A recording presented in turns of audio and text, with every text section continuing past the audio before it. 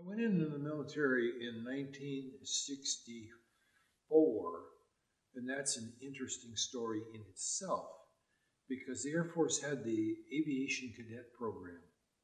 And the Aviation Cadet Program was a program where you had 2 years of college, and then they took you in and you learned to be a pilot, and you also learned to be an officer at the same time. So that was my whole goal. That was my target. So I graduated from high school in 1961, went to Western for 2.5 years, and ready to go into the aviation program, talking to the Air Force recruiter. And it was fall of 1963 that I was ready to jump into this program. And he goes, "Oh, by the way, the program was canceled last fall." You talk about a ship without a rudder. That was me. I had no clue. Absolutely lost. What was I going to do? So I did not register for winter quarter at Western, and then I got this note in the mail: "Uncle Sam wants you." And I went to the Air Force recruiter and I said, "You get me in yesterday." He says, "Okay, I think I can do that." And so the next day, the very next evening, I was on a bus from Bellingham to Seattle to the induction center, and that's when I enlisted in the Air Force. It was in 1964, January 9th, 1964.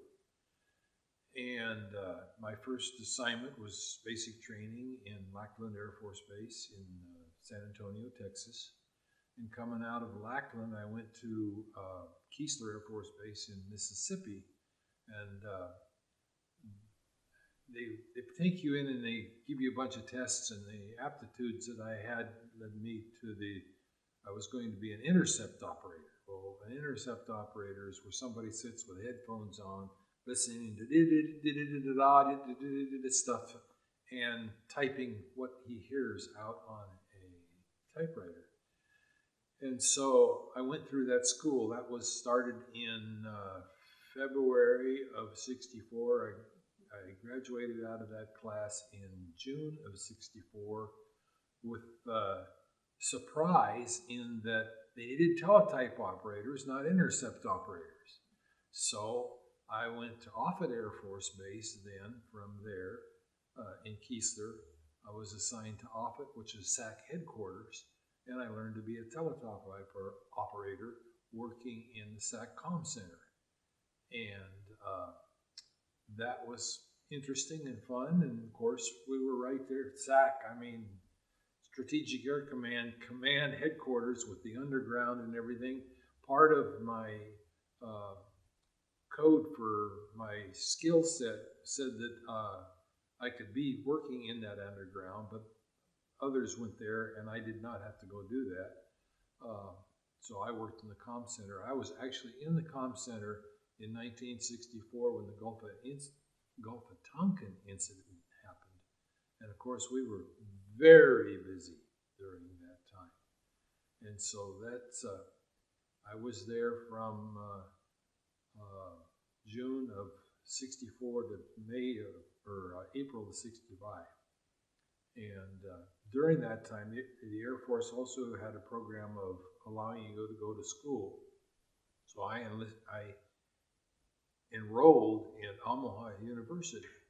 And so I got to go to classes at Omaha University just to keep my hand in that. And then I applied for a program that I discovered called the Airman's Education and Commissioning Program. Airman's Education and Commissioning Program was a program where if you had 2 years of college, Air Force would put you back to college to get your 4-year degree and whatever their needs were. Well, they needed mechanical engineers, so my assignment, or I actually got accepted into that program. I'll never forget the day I got the letter from Arizona State University that said, "You've been enrolled and you have to be there on the 10th of May of 1965. And there I was. I was in the Air Force enlisted man, promoted directly to staff sergeant getting paid as a staff sergeant and getting subsistence to live in an apartment and go to school full time. That was my job, school full time. And so the program was a 27-month program, and as it turned out, I got a 4 years of college in 27 months. So that was my experience with getting to the point of going to officer training. And so I came out of Arizona State University with a bachelor's degree in mechanical engineering, with a directed duty assignment to Vandenberg Air Force Base when I graduated from officer training school. So that got me to that point.